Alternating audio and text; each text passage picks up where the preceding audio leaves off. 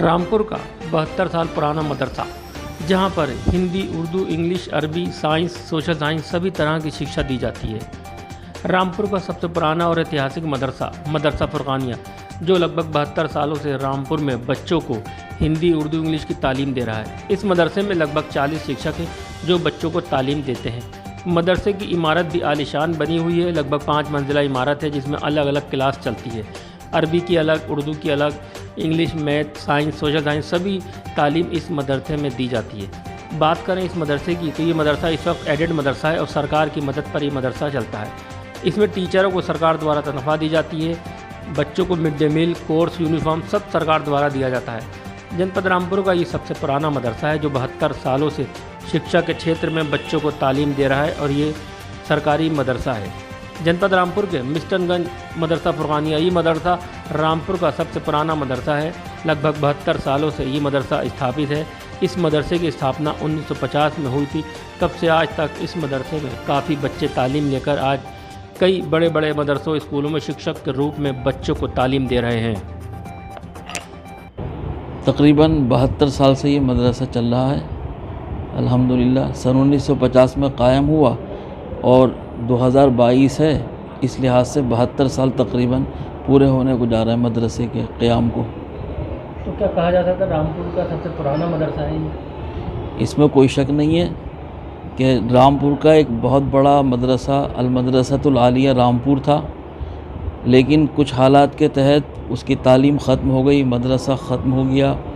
اس کے بعد حضرت خطیب اعظم مولانا وجیہ الدین احمد خان صاحب رحمۃ اللہ علیہ نے اس کو قائم کیا، اور جو علوم اور جو چیزیں وہاں پڑھائی جاتی تھیں وہ سب یہاں پر انہوں نے پڑھائیں، خود بھی پڑھائیں اور اپنے شاگردوں سے بھی پڑھوائیں۔ اچھا، یہ مدرسہ نجی ہے یا سرکاری ایڈڈ پہ چلتا ہے؟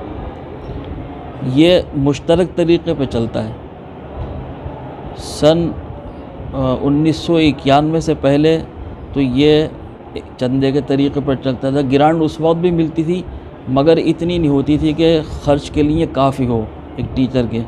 سال میں 3000 روپے مل گئے، کسی کو 5000 روپے مل گئے، وہ ایک طرح کی مدد ہوتی تھی۔ لیکن 1991 میں 90 میں جب یہ ادارہ باقاعدہ گرانٹ لسٹ پہ آ گیا تو یہاں پر پھر کچھ اساتذہ اور کچھ ملازمین جو ہیں وہ گرانٹ لسٹ پر اور سرکاری تنخواہیں پانے والے ہو گئے، اور باقی جو اسٹاف ہے اس کو سب مدرسہ اپنی تنخواہوں پہ رکھتا ہے، اپنے خرچ پہ رکھتا ہے۔ مدرسے میں کتنا اسٹاف ہے اور کتنے بچے ہیں؟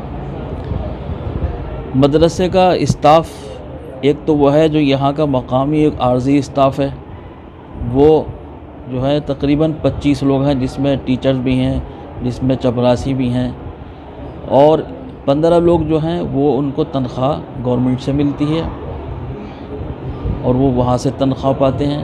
اور تقریباً اس وقت جو ہے 500 سے 600 کے درمیان بچے ہیں۔ کورونا کال میں بچے بہت سے یہاں سے اٹھ گئے، گھروں کو چلے گئے، کچھ لوگ کاموں پر بیٹھ گئے۔ اب یہاں پر کورونا سے پہلے 800 بچے تک پڑھتے تھے سب ملا کر، لیکن اب یہ جو حالات پیدا ہوئے، سب ادارے بند ہوئے، اسکول بند ہوئے، تو بہت سے بچوں نے تعلیم چھوڑ دی، غربت کی وجہ سے وہ کاموں پہ لگ گئے، کچھ نے پڑھائی چھوڑ دی، کچھ نے اور کیا، سب ملا کر اس وجہ سے اب 1 سال سے جو ہم نے بچوں کو جوڑا ہے، دوبارہ کوشش کی ہے، تو اس وقت تقریباً 500 ساڑھے 500 بچے ہیں۔ 15 اسٹاف کی سیلری کے علاوہ سرکار سے اور کیا کیا مدد ملتی ہے آپ کے مدرسے میں؟ ہمارے یہاں مڈ ڈے میل 1 کلاس سے لے کر 8ویں کلاس تک جو جونیئر ہائی اسکول ہے ان کو ہر روز مڈ ڈے میل ملتا ہے، بچے کھاتے ہیں یہاں پر۔